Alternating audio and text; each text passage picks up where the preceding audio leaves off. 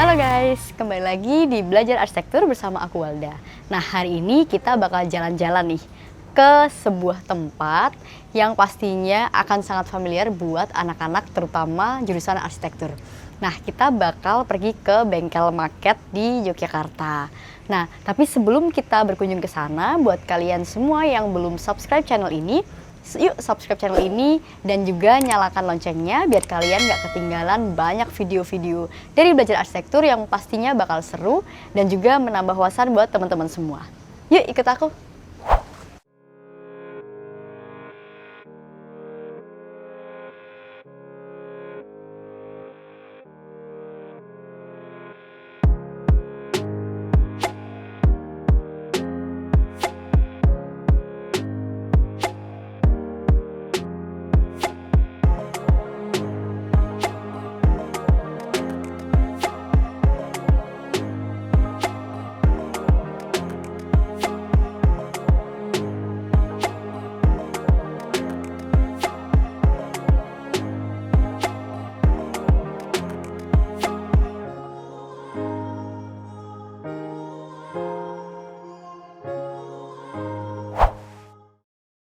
Selamat pagi Pak Bowo. Selamat pagi Mbak Wilda. Iya, sekarang kita udah ada di bengkel market ya Pak ya, pembuatan market gitu. Nah, Pak Bowo kan basicnya dulu seorang arsitek. Nah, kenapa kemudian dari banyak prospek kerja seorang arsitek secara spesifik memilih untuk membuka bengkel market atau jasa pembuatan market gitu? Oke, baik. Sebenarnya saya itu belum benar-benar meninggalkan desain ya. Kita itu selain market juga masih aktif di desain rumah idaman. Itu salah satu studio desain kami. Kemudian kenapa kami tetap menggeluti market itu karena memang pasarnya beda. Oke. Jadi arsitek sama market itu dua segmen yang benar-benar terpisah ya. Karena kebutuhan market ini juga bukan hanya arsitek yang butuh, tapi juga seperti developer, kemudian juga kantor-kantor pemerintah. Mereka biasanya butuh market itu untuk display, seperti itu. Dan terus terang ya dari pengalaman saya yang dulu, itu juga terkait ya dengan pembuatan market. Makanya ketika saya ngeliat masih ada peluang ke sana ya saya kerjakan, seperti itu. Oke. Nah, kalau saya kulik di website kan sudah ada sejak 2005 ya Pak ya. Betul. Itu memang dari 2005 itu atau sebelumnya sudah mulai membuat market Pak? Ya. Pertama kali saya mengerjakan market itu seingat saya tahun 2003 ya. Oh, itu 2003. Waktu itu kita masih semester 3 waktu kuliah di UGM ya arsitektur. Itu kami bantu seorang senior kami untuk mengerjakan market TA temennya. Oke. Nah, itulah pertama kalinya saya mengerjakan market secara profesional. Secara profesional artinya saya dibayar ya. Oke. Walaupun saat itu nilainya nggak besar karena hanya market TA dan kemudian yang mengerjakan 3 orang.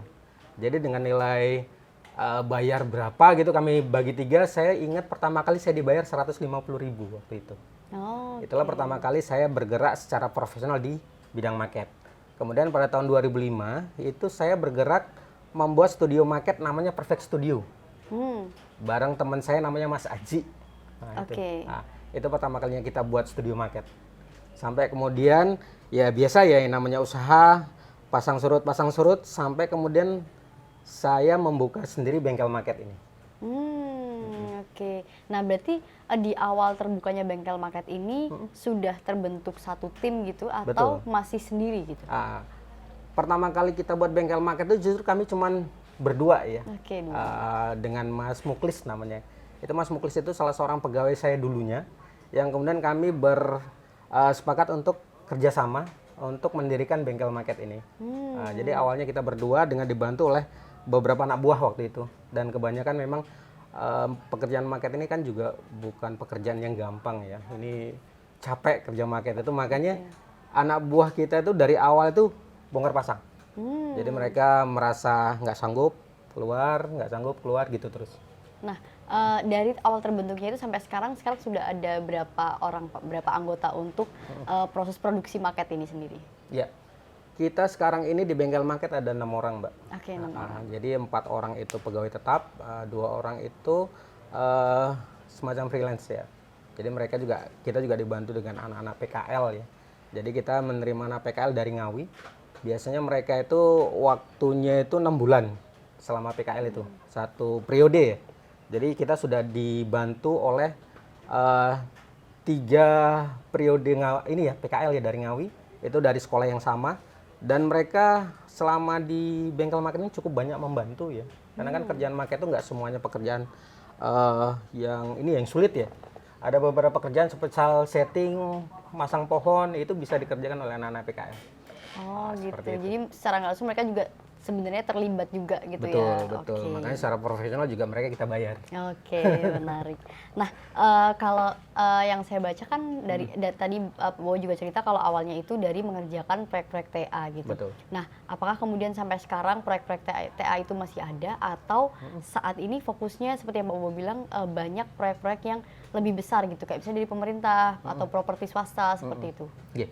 Kalau market TA selalunya kita tetap buka ya Mbak ya. Karena kan market TA itu tingkat kesulitannya beda ya. Justru market TA itu saya pergunakan untuk melatih anak-anak kita untuk belajar. Jadi kalau anak-anak baru belajar di market ini langsung di perbantukan untuk market proyek kan agak riskan ya, beresiko. Karena secara pengalaman mereka belum terlalu banyak ya. Nah, makanya kita biasanya libatkan mereka di market TA dulu. Nah, seperti itu. Jadi market TA itu ya juga gimana ya, untuk belajar juga. Ya secara keuntungannya juga sebenarnya lumayan market TA itu. Tapi untuk kampus-kampus tertentu ya. Oke. Karena kebanyakan kita sekarang terima itu dari market TA Untar ya. Nah, itu harganya agak masuk. Tapi kalau untuk market di Jogja untuk harganya agak kurang lah menurut kami. Oh, berarti kebanyakan yang diterima ordernya atau yang banyak order malah sekarang dari luar Jogja Betul, gitu ya Pak betul. ya? Nah, kita nggak tahu kenapa ya beda ya standar harganya antara di Jogja dan luar Jogja ya, terutama di bahkan Semarang itu harganya lebih tinggi dari Jogja. Untuk tugas-tugas kuliah dan tugas-tugas TA-nya ya. Seperti itu. Oke, biasanya kalau untuk market TA sendiri kan pasarnya masih mahasiswa gitu. Betul. Biasanya mereka ada di range harga berapa Pak? Macam-macam ya. Kita kalau mengerjakan market TA itu minimal itu yang kita terima itu di angka 3 juta. Oh, 3 juta. Itu minimal. Oke. Jadi kesulitan marketnya juga nanti akan menentukan harganya mau di up atau tidak gitu. Oke, nah itu biasanya sudah include dengan misal dia mau interior, perintilan gitu-gitu atau masih fasadnya aja gitu? Kalau market TA itu sekarang macam-macam ya, bukan cuman ngerjain gedung ya. Oke. Sekarang juga ada kerjaan market interior. Kemarin baru kita terima juga dari Untar itu market interior juga. Beda ya. Jadi kalau market bukan interior itu biasanya interiornya nggak diperlihatkan. Oke. Hanya eksterior gedungnya ya. Kalau untuk market interior justru yang difokuskan itu ya interiornya. Jadi untuk luarnya itu nggak terlalu diperhatikan. Oke. Seperti itu. Berarti kalau untuk market TA dengan harga mulai dari 3 juta ke atas itu sudah dibuatkan market yang seperti ini, kemudian sudah ada bingkai kayak kaca gitu, kayak semacam akuarium gitu ya Pak ya? Itu sesuai permintaan ya kalau kaca ya. oke. Jadi ya nanti ada biaya tambahan biasanya kalau untuk keperluan kaca. Ada juga dulu kita terima anak market dari UGM juga ya. Itu mereka setelah selesai ya dilihat mungkin bagus ya, mereka pengen pajang itu di rumahnya, mereka pesan kacanya lagi. Nah, itu gitu. nanti akan kita cas biayanya lagi. Oke. Tapi bukan kaca ya. Biasanya kita menyarankan kalau untuk market itu ya kalau ukurannya nggak terlalu besar itu pakai akrilik. Oh, gitu. Pakai akrilik 5 mili kita potong, kita rakit ya dengan kuncian-kuncian, baru nanti kita pasang. Oke, oke. Nah, tadi kan kalau saya baca juga pengerjaan market ini menggunakan laser cutting, Pak. Betul. Nah, kelebihan dari penggunaan laser cutting sendiri itu apa sih, Pak, sebenarnya? Jelas berbeda ya. Saya mengalami 2 tahap pengembangan market. Yang pertama dengan manual dulu, dan sekarang dengan mesin cutting itu jelas beda banget. Jadi kalau mesin cutting itu kita bisa mendapatkan hasil yang lebih presisi ya, karena kan yang kerja mesin. Jadi motong dia dapatnya itu pas banget. Bahkan meleset sekian mili pun tidak gitu. Oke. Beda dengan dulu kita motong tangan itu, apalagi pas kerjanya lembur ngantuk, itu mesti ada aja yang meleset. Oh, iya. Betul. Dan waktu juga ya pasti, karena ketika kita mengerjakan dengan mesin laser itu waktu potong pasti lebih cepat. Dulunya kita untuk mengerjakan satu market itu bisa 1 bulan, 2 bulan. Tapi sekarang bisa 2 minggu selesai. Oke. Rekornya kita itu mengerjakan market itu 4 hari selesai. market Untuk apa market itu, proyek Pak? ya. Oh, proyek. Nah, kalau market TA biasanya sehari 2 hari bisa kita selesaikan. Tapi kalau untuk maket proyek Lebih besar 4 gitu. hari 5 hari itu udah rekor banget. Oh, Nanti kita share foto-fotonya. Oke, Ada siap, videonya Pak. juga. Oke. Nah, tapi dari penggunaan laser cutting itu sendiri ada kekurangannya nggak, Pak? Nah, kalau kekurangannya mungkin maintenance ya, itu jelas. Jadi kadang ketika di tengah pekerjaan yang mungkin deadline-nya mepet, mesin error, itu bisa panik luar biasa kita. Karena beda ya, kita itu pakai bahan akrilik. Akrilik itu adalah bahan yang hanya bisa diselesaikan dengan cutting, Oke. tidak dengan tangan. Cutter yang kalah. Cutter itu patah kalau kita potong akrilik. Nah itu. Oh, gitu. Kemudian masalah lainnya mungkin dari persepsi klien ya.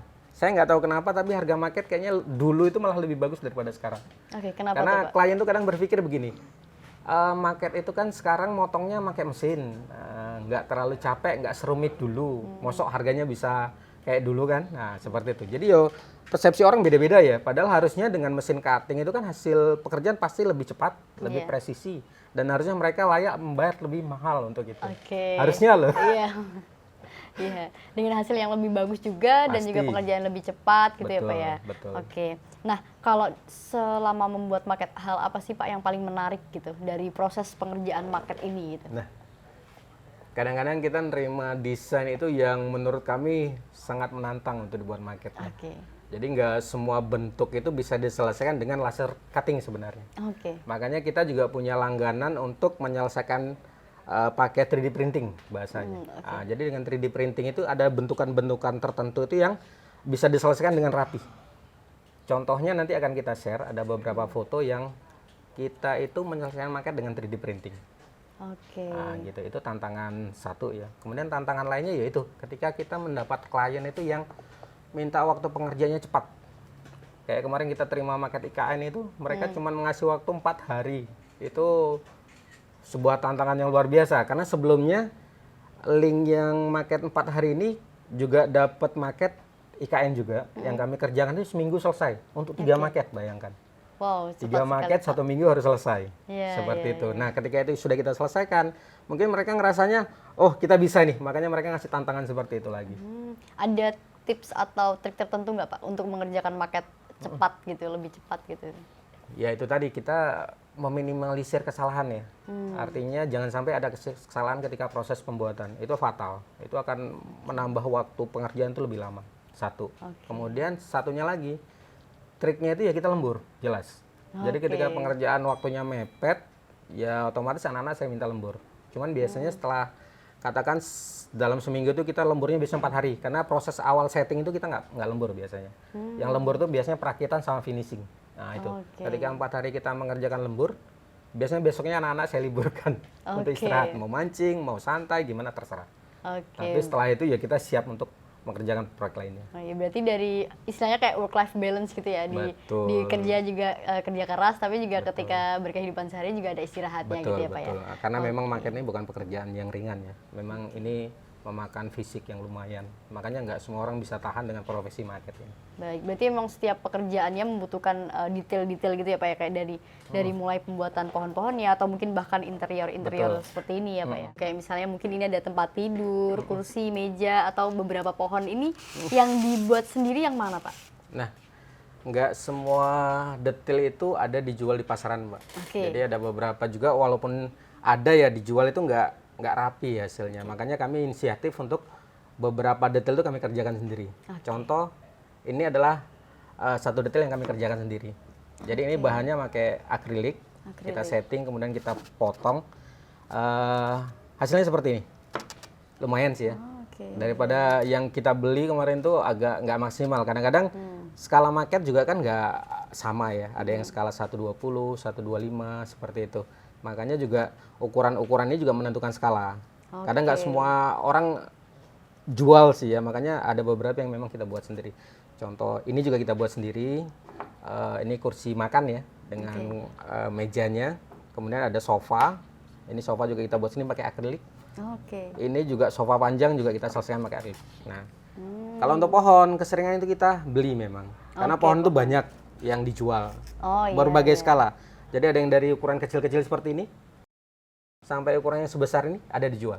Oke. Nah, tapi untuk beberapa market juga kita ngerjakan sendiri pohonnya. Seperti ini kita kerjakan sendiri, kita hanya beli batangnya, Oke. kemudian daun-daunnya kita pasang sendiri. Ini juga untuk skala kecil ya. Ini juga kita buat sendiri. Oh, Seperti oke, itu. menarik. Memang sangat menarik sih. Dan ini yang buat kami nggak selalu membelanjakan semuanya itu karena memang harganya mahal-mahal. Oh, jadi yang bisa dibikin sendiri, Kita buat diolah sendiri. sendiri gitu ya Pak ya? Betul. Karena kadang-kadang harganya bisa nggak masuk akal itu. Berarti dari bagian rumput ini juga, Kalau rumput ini kita buat juga- sendiri. Oke, ini Rumput kita gimana buat Pak sendiri. bikinnya Pak? Kalau rumput ini kita pakai serbuk gergaji, Mbak. Oke, serbuk gergaji. Jadi tahapannya itu biasanya kita serbuk gergaji itu sudah kita warnain dulu, itu dengan pewarna sandy namanya.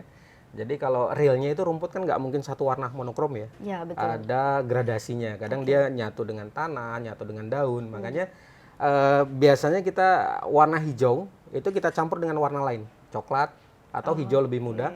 Kita campur, baru kemudian kita lem ke dasaran maket. Oke. Jadinya seperti ini. Ini salah satu contoh maket yang rumputnya kita kerjakan sendiri. Oh iya, jadi Ada juga dijual, warnanya agak tapi berbeda gitu betul. ya. Ini seperti ini bisa kita kerjakan sendiri. Oke. Nggak semua kebutuhan maket itu kita beli sih. Beberapa yang bisa kita buat, kita buat. Nah, biasanya proses pengelemannya itu menggunakan lem yang sama atau setiap bagian itu membutuhkan lem yang berbeda gitu Pak? Iya, memang untuk lem itu kita sesuaikan dengan detail yang kita kerjakan. Misal kalau untuk rumput ini nanti kita pakai lem putih, Mbak. Lem putih. Itu namanya lem fox putih. Kemudian kalau untuk mengerjakan ini nanti kita pakai lem G. Lem G itu lebih raket ya, lebih raket. Kemudian juga waktu pengerjaan juga lebih cepat. Oke. Seperti itu. Kalau untuk alas ini kita pakai lem kuning namanya. Yang bagian ini juga menggunakan serbuk kayu Pak? Betul, itu kita bedain warna karena secara kawasan market ini bukan lahan mereka. Oh, oke. Jadi yang rumput hijau ini adalah tanah mereka, yang rumput coklat ini lahannya orang. Untuk membedakan itu. Oh, oke. Begitu. Ini juga kita pakai lampu ya, ada lampu dalam, ada lampu luar. Oke. Jadi memang dengan saklar yang beda ya. Jadi kalau nanti oke. butuh detail eksterior yang supaya kelihatan itu nanti kita tembak lampu ini. Tapi kalau untuk menunjukkan interiornya aja ya, ini kita matikan. Oke, menarik Pak. Oke, berarti ini sudah include dengan kelistrikannya juga ya Pak ya di Betul, dalamnya? betul. Nanti udah ada kaca, sudah ada meja. Seperti itu.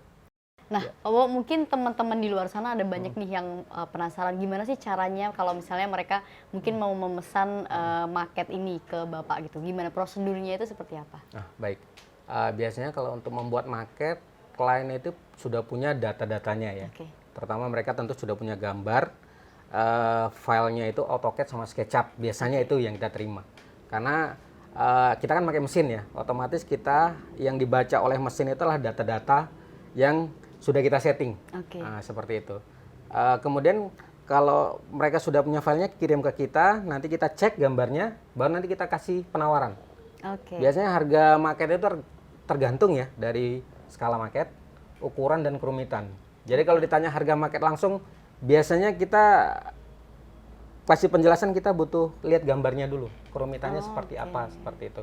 Dan biasanya juga ada klien-klien yang butuh cepat informasinya ya, nanti tinggal kita pakai harga per sentimeter ya. Rata-rata itu per sentimeter kalau untuk maket proyek itu 2.500 sampai 4.000 per sentimeter ya. Seperti itu.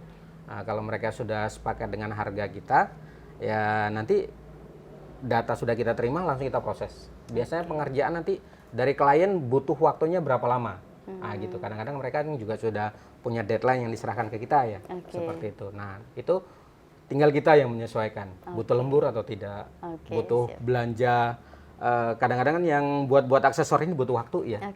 Kalau yang makin cepat itu biasanya semuanya kita beli. Makanya kalau yang minta waktunya cepat biasanya juga kita cas harganya lebih mahal.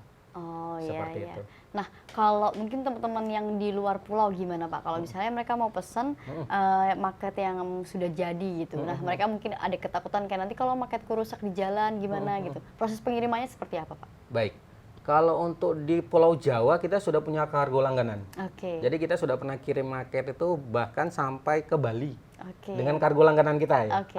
Jadi kalau yang di Jawa sendiri nggak ada masalah ya. Kita sudah pernah kirim ke Madiun, Surabaya, Bandung, Jakarta, dan biayanya juga nggak terlalu mahal. Karena memang kita sudah langganan, kita sudah istilahnya sudah berhubungan baik lah dengan kargo langganan kita itu.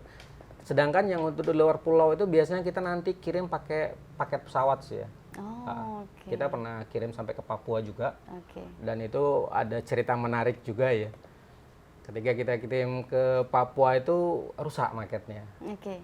Itu makanya untungnya di kargo pesawat itu ada yang namanya asuransi ya. Kita dapat kompensasi dari situ. Dan untuk marketnya sendiri dikembalikan ke Jogja, kita perbaiki, kita packing sendiri ya. Karena kan kemarin itu kita pasarkan packingnya ke pihak penerbangan ya, dan ternyata itu memang beresiko. Seperti itu.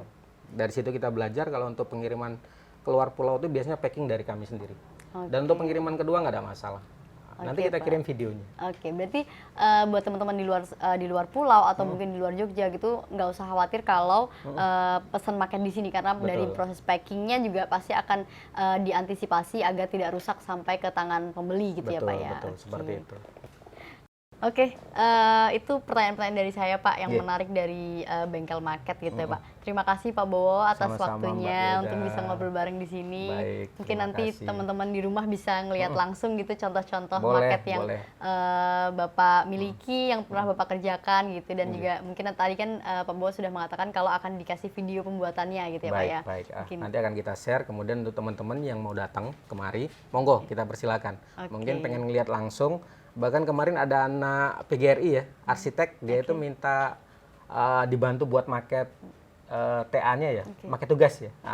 Kemudian ya kalau memang mau buat sendiri ya monggo datang ke studio, kita bantu potong, kamu rakit sendiri. Oh bisa Pak? Bisa, Berarti seperti nggak itu. harus, mereka nggak harus pesan dalam bentuk jadi gitu ya Pak ya? Nah, nggak semua mahasiswa punya duit banyak, Mbak. Oh oke, berarti Kadang-kadang bisa. kita fleksibel juga ya. Jadi kalau mereka mau seperti itu ya monggo. Oh, Nanti gitu. setting kita bantu cutting, kemudian mereka datang rakit sendiri. Ngerakitnya di sini kok. Oh boleh berarti Boleh, ya? bareng-bareng sama teman-teman yang lain mereka ngerakit sini. Satu hari Oke. selesai. Oke, berarti untuk teman-teman mahasiswa mungkin yang Yang masih mau ngirit TA ya. gitu, bisa langsung ke sini ya, ketemu Pak Bowo langsung iya, nanti ya. bisa Oke. seperti itu. Nanti kita ajarin kok. Baik, siap. Terima kasih Karena, banyak.